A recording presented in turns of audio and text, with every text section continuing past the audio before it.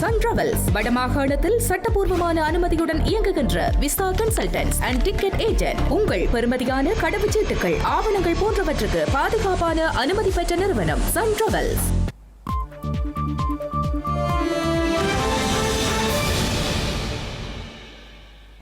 வணக்கம். இது ஐபிசி தமிழின் இரவு நேர பிரதான செய்திகள். முதலில் தலைப்புச் செய்திகள். அனுர அரசின் முன்மொழிவுக்கு எதிராக தீர்மானம் நிறைவேற்றிய இலங்கை சட்டத்தரணிகள் சங்கம். விசேட பொதுக்கூட்டத்தில் நடவடிக்கை. ராணுவத்தின் தலைமை பொறுப்பை ஏற்க தயார் என்கிறார் சரத் பொன்சேகா. நீதிபதிகளின் ஓய்வு பெறும் வயதை நீடிக்கும் திட்டத்திற்கும் ஆதரவு. சிவராசா அனோஜனுக்காக குரல் கொடுத்த மட்டக்களப்பு சர்வமத ஒன்றியம். மனிதாபிமான அடிப்படையில் விடுதலை செய்யுமாறும் கோரிக்கை. அவதூறு வழக்குகளில் காவல்துறை பாரபட்சம். உயர் நீதிமன்றம் எச்சரிக்கை. ஈராக்கிய மக்கள் திரட்டல் படையணி மீது அமெரிக்கா தாக்குதல். 20க்கும் அதிகமானோர் பலி.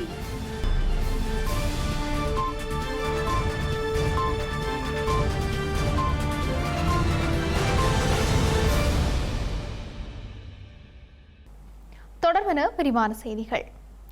இலங்கையில் நீதிபதிகளின் ஓய்வு பெறும் வயதை உயர்த்துவது குறித்த அனுர அரசாங்கத்தின் முன்மொழிவுக்கு இன்று இலங்கை சட்டத்தரணிகள் சங்கத்தின் சிறப்பு பொதுக்கூட்டத்தில் ஏகமனதாக எதிர்ப்பு தீர்மானம் நிறைவேற்றப்பட்டுள்ளது. இலங்கையில் உள்ள மூத்த சட்டவாளர்கள் உட்பட ஏராளமான சட்ட வல்லுநர்கள் இந்த கூட்டத்தில் கலந்து கொண்டிருந்தார்கள்.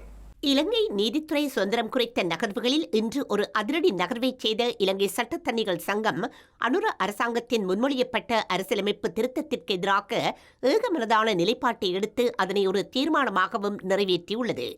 கொழும்பில் உள்ள சட்டத்தரணிகள் சங்கத்தின் தலைமையகத்தில் நடத்தப்பட்ட இந்த சிறப்பு பொதுக்கூட்டத்தில் சட்டத்துறையின் மூத்த உறுப்பினர்கள் உட்பட ஏராளமான சட்ட வல்லுநர்கள் கலந்து கொண்டனர். அரசாங்கம் தனது தரப்பில் முன்மொழிவுகளை செய்வதற்கு முன்னரும் சரி, அதற்கு அமைச்சரவையை ஒப்புதல் அளித்த நகர்வுக்கு முன்னரும் சரி, இலங்கை சட்டத்தரணிகள் சங்கத்திடம் கலந்தாலோசிக்கவில்லை என குறிப்பிட்ட அதன் தலைவர் ராஜீவ் அமரசூரிய இதற்காக அரசாங்கத்திற்கு கண்டனம் தெரிவித்தார். நீதிபதிகளின் ஓய்வு பெறும் வயதை நீடிக்கும் ஸ்ரீலங்கா அரசாங்கத்தின் தீர்மானத்தை ஆதரிப்பதாக ஃபீல்ட் மார்ஷல் சரத் பொன்சேகா தெரிவித்துள்ளார். அதேபோன்று ஸ்ரீலங்கா ராணுவத்தினர் ஓய்வு பெறும் வயதினையும் அரசாங்கம் நீடித்திருந்தால் அதனையும் வரவேற்றிருப்பேன் என்று அவர் கூறியுள்ளார். ஸ்ரீலங்கா ராணுவத்தினர் பலர் குடும்ப மற்றும் நிதி பொறுப்புகள் இருந்த போதிலும் 50 முதல் 55 வயதிற்குள் ஓய்வு பெறுவதாக சரத் பொன்சேகா தெரிவித்தார். அரசு ஊழியர்கள் 60 வயதில் ஓய்வு பெறும் போது இராணுவத்தினரின் பிள்ளைகள் கல்வி, பொதுத்தராதர, சாதாரண தர பரீட்சை அல்லது உயர்தர பரீட்சைக்கு தோற்றுவதாக அவர் குறிப்பிட்டார். சில அபிவிருத்தி அடைந்த நாடுகளில் நடைமுறையில் உள்ளதைப் போல ஓய்வு பெறும் வயதை அதிகரிப்பது ஒருவரின் கடமைகளை ஆற்றும் திறனை பாதிக்காது என அவர் கூறினார்.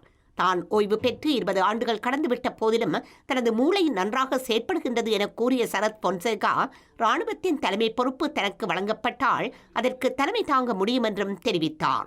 எனினும் தான் அதை ஏற்றுக்கொள்ள மாட்டேன் என்று அவர் கூறினார். அமெரிக்கா போன்ற நாடுகளில் 70 வயது வரை நீதிபதிகள் பதவியில் நீடிக்கின்றனர் என்றும் சில இராணுவ தளபதிகளும் 70 வயதுக்கு மேற்பட்டவர்களாக உள்ளனர் என்றும் அவர் மேலும் கூறினார்.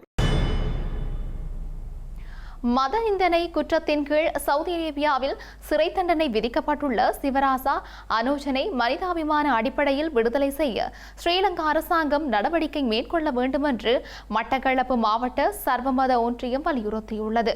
மட்டக்களப்பு மாவட்ட சர்வமத ஒன்றியம் வெளியிட்டுள்ள அறிக்கையில் இந்த கோரிக்கையை விடுத்துள்ளது. எந்தவொரு மதத்தையும் அதன் புனித ஆளுமைகளையும் மத நம்பிக்கைகளையும் அவமதிப்பது ஏற்றுக்கொள்ள முடியாத செயல் என்பதை ஏற்றுக்கொண்டுள்ள மட்டக்களப்பு மாவட்ட சர்வமத ஒன்றியம் அனைத்து மதங்களும் பரஸ்பர மரியாதை, மனித கண்ணியம், சகிப்புத்தன்மை மற்றும் சமாதானத்தை போதிக்கின்றன என்பதனை வலியுறுத்தியுள்ளது. எனவே மத வெறுப்பை தூண்டும் வகையிலான கருத்துக்களுக்கும் செயல்களுக்கும் தமது ஒன்றியம் ஆதரவு வழங்காதென தெரிவித்துள்ளது. அதேவேளை குறித்த சம்பவத்தில் சிவராசா அனோஜன் தனது பதிவை குறுகிய நேரத்தில் நீக்கி தனது தவறினை ஒப்புக்கொண்டு மன்னிப்பும் கோரியிருந்த நிலையில் அவரது குடும்பத்தினரின் எதிர்கால வாழ்வாதார பாதிப்புகளையும் கருத்தில் கொண்டு மனிதாபிமான ரீதியில் நடவடிக்கை மேற்கொள்ளுமாறு மட்டக்களப்பு மாவட்ட சர்வமத ஒன்றியம் வலியுறுத்தியுள்ளது. எனவே ஸ்ரீலங்கா அரசாங்கமானது தனது ராஜதந்திர வழிமுறைகளின் ஊடாக சவுதி அரேபிய அரசாங்கத்துடன் கலந்துரையாடி சிவராசா அனோஜனுக்கு வழங்கப்பட்டுள்ள தண்டனையிலிருந்து விலக்களிக்க நடவடிக்கை மேற்கொள்ள வேண்டும் என கேட்டுக் கொண்டுள்ளது. அதேவேளை வெளிநாடுகளில் வாழும் இளைஞர்கள் அனைவரும் தாம் வசிக்கும் நாடுகளின் சட்டங்கள், கலாச்சாரங்கள், பண்பாடுகள், நம்பிக்கைகள் மற்றும் மத உணர்வுகளுக்கு முழுமையான மதிப்பினை செலுத்தி சமூக வலைத்தளங்களை மிகுந்த பொறுப்புடனும் விழிப்புணர்வுடனும் பயன்படுத்த வேண்டுமென அந்த ஒன்றியம் வலியுறுத்தியுள்ளது. நாட்டின் நலனுக்காக கூட்டு சேர தயாராக இருப்பதாகவும் ஆனால் ரகசிய அரசியல் பேரங்களுக்கு இடமளிக்கப் போவதில்லை என்றும் ஸ்ரீலங்கா பொதுஜன பெரமுனவின் நாடாளுமன்ற உறுப்பினர் நாமல் ராஜபக்ச தெரிவித்துள்ளார். அரசியலை ஒளிவு மறைவின்றி வெளிப்படையாகவே முன்னெடுப்பதாக தெரிவித்த நாடாளுமன்ற உறுப்பினர் நாமல் ராஜபக்ச தனி நபர்களின் நலன்களை விட நாட்டு மக்களின் தேவைகளுக்கே முன்னுரிமை வழங்கப்படும் என தெரிவித்தார். கட்சியின் கொள்கைகளை ஏற்றுக்கொள்பவர்கள் எவரும் தம்முடன் இணைந்து கொள்ளலாம் எனவும் அழைப்பு விடுத்தார். கடந்த காலங்களில் பலர் விலகிச் சென்றாலும் புதியவர்கள் இணைந்துள்ளதாகவும் கட்சியை பலப்படுத்த அனைவரையும் ஒன்றிணைப்பதே தனது பொறுப்பு என்றும் நாமல் ராஜபக்ச மேலும் குறிப்பிட்டார். இலங்கைக்கான புதிய இந்திய பிரதி உயர்ஸ்தானிகர் மைத்ரேய குல்கர்னிக்கும் ஸ்ரீலங்கா எதிர்க்கட்சித் தலைவர் சஜித் பிரேமதாசவிற்கும் இடையிலான சிநேகபூர்வ சந்திப்பொன்று இன்று கொழும்பில் உள்ள எதிர்க்கட்சித் தலைவர் அலுவலகத்தில் இடம்பெற்றது. இந்தியா இலங்கை நாடுகளுக்கு இடையிலான இருதரப்பு உறவுகளை மேலும் வலுப்படுத்திக் கொள்வது தொடர்பிலும் எதிர்கால நடவடிக்கைகள் தொடர்பிலும் இரு தரப்பினருக்கும் இடையில் கலந்துரையாடப்பட்டுள்ளது. கடந்த வருட இறுதியில் இலங்கையில் ஏற்பட்ட டிட்வா புயல் அனர்த்த நிலைமையின் போது அயல் நாடு என்ற முறையில் இந்தியா வழங்கிய துரிதமான மற்றும் மனிதாபிமான உதவிக்கு எதிர்க்கட்சித் தலைவர் சஜித் பிரேமதாச நன்றி தெரிவித்தார். கோவிட்-19 தொற்று நோய் பரவல் காலத்திலும் பொருளாதார நெருக்கடியின் பொழுதும் இந்தியா இலங்கைக்கு நல்கிய ஆதரவுக்கும் எதிர்க்கட்சித் தலைவர் சஜித் பிரேமதாச பாராட்டு தெரிவித்தார். இரு நாடுகளுக்கும் இடையிலான நீண்ட கால நட்புறவையும் பரஸ்பர நம்பிக்கையையும் மேலும் வலுப்படுத்தி எதிர்காலத்திலும் அபிவிருத்தி, பொருளாதாரம் மற்றும் மக்கள் நலன்புரி துறைகளில் நெருங்கிய ஒத்துழைப்புடன் செயற்படுவதன் முக்கியத்துவம் தொடர்பிலும் இதன்போது இரு தரப்பினரும் அவதானம் செலுத்தினர்.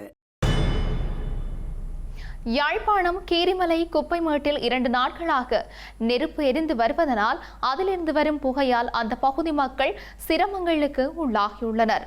வலிகாம வடக்கு பிரதேசத்தில் மாவட்டபுரம் கீரிமலை வீதியில் 1990ஆம் ஆண்டுகளுக்கு முன்னர் சுண்ணக்கற்கள் அகழ்ந்த பகுதிகளில் பாரிய குழிகள் காணப்படுகின்றன.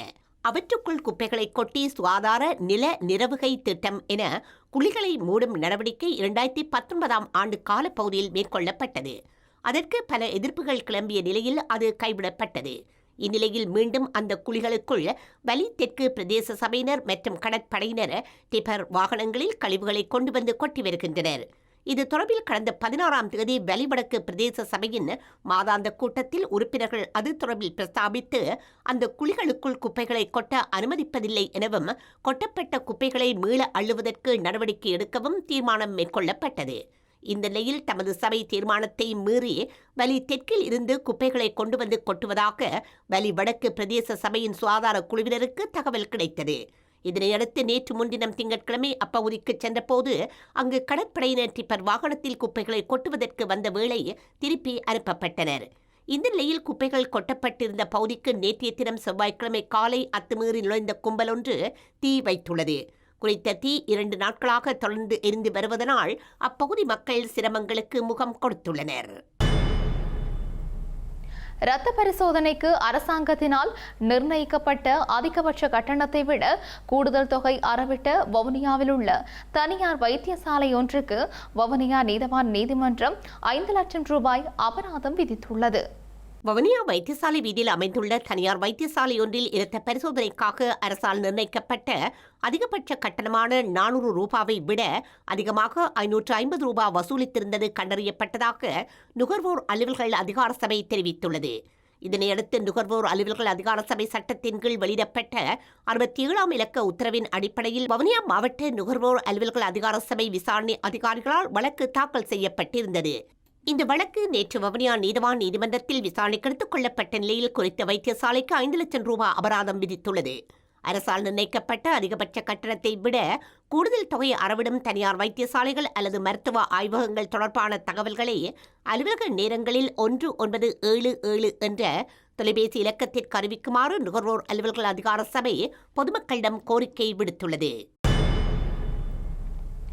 வவுனியா தாண்டிக்குளம் பகுதியில் இடம்பெற்ற வீதி விபத்தில் நபர் ஒருவர் உயிரிழந்துள்ளார். அதே நேரம் விபத்தை ஏற்படுத்திய கப்ரக வாகனம் தப்பிச் சென்றுள்ளது. வவுனியா கனகராயன் குளத்திலிருந்து வவுனியா நோக்கி உந்துருளில் பயணித்த 64 வயதுடைய சிவராசா உதயகுமாரன் என்பவரை உயிரிழந்துள்ளார். உந்துருளி பயணித்த அதே திசையில் பின்னால் வந்த கெப்ரக வாகனம் உந்துருளியை மோதி தள்ளிவிட்டு நிறுத்தாமல் தப்பியோடியுள்ளது. சம்பவம் தொடர்பில் வவுனியா காவல்துறையினர் மேலதிக விசாரணைகளை மேற்கொண்டு வருவதுடன் விபத்தை ஏற்படுத்திவிட்டு தப்பியோடிய கெப்ரக வாகனத்தையும் அதன் சாரதியையும் அடையாளம் கண்டு கைது செய்வதற்கான தீவிர நடவடிக்கைகளில் ஈடுபட்டு வருகின்றனர். தமிழகத்தில் அவதூறு வழக்குகளில் காவல்துறை பாரபட்சம் காட்டுவது குறித்து உயர்நீதிமன்றம் எச்சரிக்கை விடுத்துள்ளது. நாம் தமிழர் கட்சியின் தலைமை ஒருங்கிணைப்பாளர் சீமான் குறித்த ஆதாரமற்ற குற்றச்சாட்டு தெரிவித்துள்ளமை குறித்து தொடரப்பட்ட வழக்கில் இந்த எச்சரிக்கை விடுக்கப்பட்டுள்ளது. சமூக வலைதள பதிவாளரும் திரைத்துறை விமர்சகருமான பிஸ்மி அளித்த பேட்டியில் சீமான் திமுக தலைவர் ஸ்டாலினிடம் 100 கோடி பெற்றதாக ஆதாரமற்ற குற்றச்சாட்டை தெரிவித்தார். இதேபோல இன்னொரு சமூக வலைதள பதிவாளரான தமிழன் கோகுல் தன்னுடைய முகநூல் பக்கத்தில் போலி புகைப்படங்களை பதிவிட்டு சீமான் மீது தனிநபர் தாக்குதலை நடத்தியிருந்தார். இவர்கள் மீது நடவடிக்கை எடுக்க கோரி காவல் நிலையத்தில் தொடர்ந்து முறைப்பாடுகள் அளிக்கப்பட்டு நடவடிக்கை எடுக்கப்படாத காரணத்தால் வழக்கு தொடரப்பட்ட நிலையில் இந்த வழக்கை விசாரித்த நீதிபதி தமிழகத்தில் சீமான் தவிர்க்க முடியாத தலைவர்கள் ஒருவராக உள்ள நிலையில் சீமானை அவதூறாக பேசியவர்கள் மீது ஏன் இதுவரை நடவடிக்கை எடுக்கவில்லை என்று வினவியுள்ளார். முதல்வர் விஜயை அவதூறாக பேசியதாக திமுக சட்டமன்ற உறுப்பினரை உடனடியாக கைது செய்த காவல்துறை சீமானை அவதூறாக பேசியவர்கள் மீது இதுவரையில் நடவடிக்கை எடுக்கவில்லை என்றும் நீதிபதி குறிப்பிட்டார். அத்துடன் அவதூறு வழக்குகளில் பாரபட்சமான நடவடிக்கையை நீதிமன்றம் வேடிக்கை பார்க்காது என்று குறிப்பிட்டதோடு சீமான் தொடர்பான போலியான புகைப்படங்களை உடனடியாக அகற்றவும் சம்பந்தப்பட்டவர்கள் மீது வழக்கு பதிவு செய்யவும் நடவடிக்கை எடுக்க வேண்டும் என்று குறிப்பிட்டு இன்று மேலதிக விசாரணைகள் நடைபெறும் என்றும் தெரிவித்துள்ளார். ஈராக்கிய ராணுவத்தின் ஒரு அங்கமான மக்கள் திரட்டல் படையணியில் உள்ள ஈரானிய ஆதரவு குழுக்கள் மீது அமெரிக்காவுடன் இணைந்து சவுதியும் நடத்திய தாக்குதல்களில் பலியானவர்களின் எண்ணிக்கை 20ஆக உயர்ந்துள்ளது. இன்று காலை ஈராக்கின் பல்வேறு பகுதிகளில் மக்கள் திரட்டல் படையணியின் தலைமையகங்கள் மற்றும் முகாம்கள் அமெரிக்க மற்றும் சவுதி விமானங்களால் தாக்கப்பட்டுள்ளன. ஈராக்கில் அண்மையில் இஸ்ரேலின் ரகசிய தளங்கள் கண்டுபிடிக்கப்பட்ட நிலையில் ஈராக்கின் பல்வேறு பகுதிகளில் உள்ள மக்கள் திரட்டல் படையணியில் உள்ள ஈரானிய ஆதரவு குழுக்கள் தாக்கப்பட்டுள்ளன. ஈராக்கில் உள்ள ஈரானுக்கு விசுவாசமான படைகள் தனது நாட்டின் எண்ணெய் வயல்களை அண்மையில் தாக்கியதால் இந்த பதிலடி என சவுதி குறிப்பிட்டுள்ளது. சவுதியின் இந்த தாக்குதலை ஈராக் தனது இறையாண்மை மீறலாக கருதினால் அது சவுதி ஈராக் மோதலாக மாறக்கூடும். மக்கள் திரட்டல் படையணியில் உள்ள பிரிவுகளும் ஈரான் ஆதரவுடையவை அல்ல என்றாலும் அதில் உள்ள ஹதாயிப் ஹிஸ்புல்லா, அசாயிப் அகல் அல்ஹக், பத்ர் துஜாபா, சயீத் அல் ஹதா, இமாம் அலி பிரிகேட்ஸ் ஆகியன ஈரானின் இஸ்லாமிய புரட்சிகர பாதுகாப்பு படையுடன் நெருங்கிய தொடர்புகளையும் ஈரானின் உச்ச தலைவருக்கு விசுவாசத்தையும் கொண்ட ஜியா குழுக்கள் என்பது குறிப்பிடத்தக்கது. இன்றைய அமெரிக்க சவுதி கூட்டு தாக்குதல்களில் பலியானவர்களின் எண்ணிக்கை 20ஆக உயர்ந்துள்ளது. செய்திகள் நிறைவாக மீண்டும் தலைப்புச் செய்திகள். அனுர அரசின் முன்மொழிவுக்கு எதிராக தீர்மானம் நிறைவேற்றிய இலங்கை சட்டத்தரணிகள் சங்கம் விசேட பொதுக்கூட்டத்தில் நடவடிக்கை. ராணுவத்தின் தலைமை பொறுப்பை ஏற்க தயார் என்கிறார் சரத் பொன்சேகா. நீதிபதிகளின் ஓய்வு பெறும் வயதை நீடிக்கும் திட்டத்திற்கும் ஆதரவு.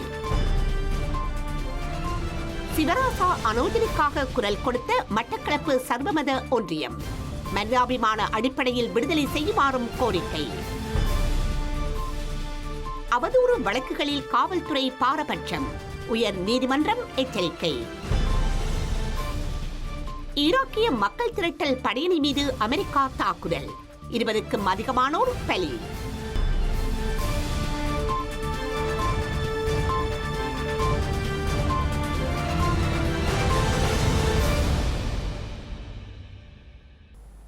இத்துடன் ஐபிசி தமிழின் இரவு நேர பிரதான செய்திகள் நிறைவு பெற்றன.